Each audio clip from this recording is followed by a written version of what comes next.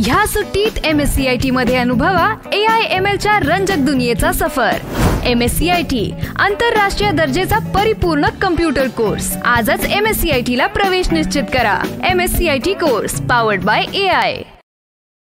2 वर्षांपूर्वी दिल्लीत घडलेल्या श्रद्धा वालकरच्या लव्ह जिहाद प्रकरणाची पुनरावृत्ती नवी मुंबईत झाली आहे। 28 वर्षीय टॅक्सी चालक निजामुद्दीन शेख यानं त्याची 27 वर्षीय मैत्रीण पूनम क्षीरसागरची गळा आवळून हत्या केली आहे। या हत्येनंतर त्यानं पूनमचा मृतदेह गोणीमध्ये भरून उरणमधील चिरनेर येथे कोरड्या पडलेल्या नाल्यात फेकून दिल्याची घटना समोर आली होती। या घटनेवर अनेकांनी संताप व्यक्त केलाय।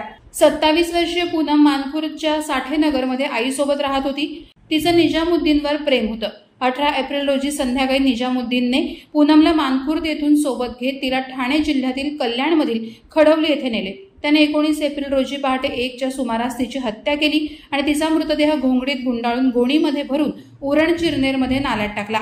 याच काळात पोलिसांना मानखुर्द येथून एक महिला बेपत्ता झाल्याची माहिती मिळाली होती। त्यानंतर पोलिसांनी शोध घेतला। त्यावेळी त्यांना 25 एप्रिल रोजी सकाळी चिरनेर खारपाडा येथे तळेखार येथे कोरड्या पडलेल्या नाल्यात कुजलेल्या अवस्थेतला मृतदेह आढळून आला होता। नवी मुंबई पोलिसांनी यानंतर तपासाची चक्र फिरवली। त्यानंतर हा मृतदेह पूनम क्षीरसागरचा असल्याचं स्पष्ट झालं।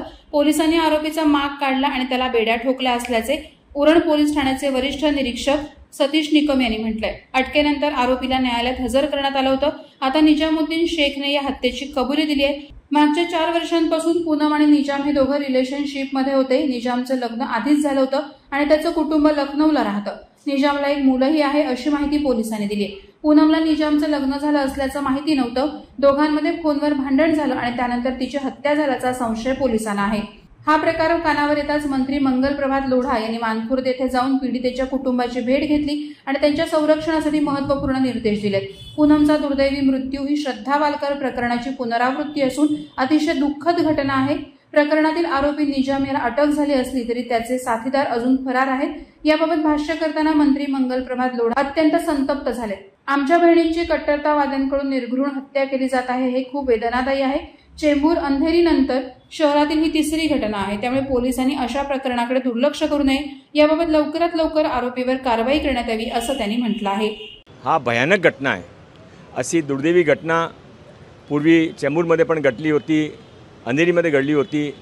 सर्वांमध्ये टार्गेट दलित समाजाचे, मातंग समाजाचे, पिछड़े समाजाचे लोकांना एक जाती विशेषचे लोक करत आहे। इथे चेंबूर मानखुर्दमध्ये सरकारी जमीनवर कब्जा करून अनाधिकृत निर्माण करून रोहिंग्या बांगलादेशाने बसायण्याचा एक मोठा षडयंत्र सुरू आहे।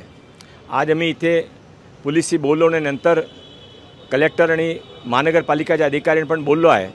आता असा नक्की केला आहे की त्याने ते लगेच सरकारी जमीन रिकामी करण्याचा कारवाई सुरू करणार आहे आणि त्याशिवाय जे रोहिंग्या बांगलादेशी बिना गव्हर्नमेंटची परमिशन्स इथे राहायला आलेले आहे त्यांची शोध मोहीम सुरू होणार आहे। हा झाला तरी जे काही पूनम क्षीरसागरचे हत्यारे आहे त्यांचे बरोबर जे लोक होते त्याने जोपर्यंत पूर्ण शिक्षा मिळत नाही तोपर्यंत पूनमचे न्याय होणार नाही। म्हणून सकल हिंदू समाज आंदोलन सर्वांना एकत्र घेऊन सुरू राखणार आहे। हा फक्त पूनमचा विषय नाही आहे, हा जाती धर्मचा विषय नाही आहे। सर्व लोकांना जाती धर्म विसरून सर्व हिंदू समाजाने एकत्र आला पाहिजे, सर्व मुंबईकरांनी एकत्र आला पाहिजे, तरी या घटना थांबतील। वादळवारा लाईव्हसाठी न्यूज ब्युरो नवी मुंबई। नवी मुंबई व रायगड जिल्ह्यातील ताज्या बातम्या आणि घडामोडींसाठी सबस्क्राईब करा वादळवारा लाईव्ह चॅनल आणि दाबा बेल आयकॉन।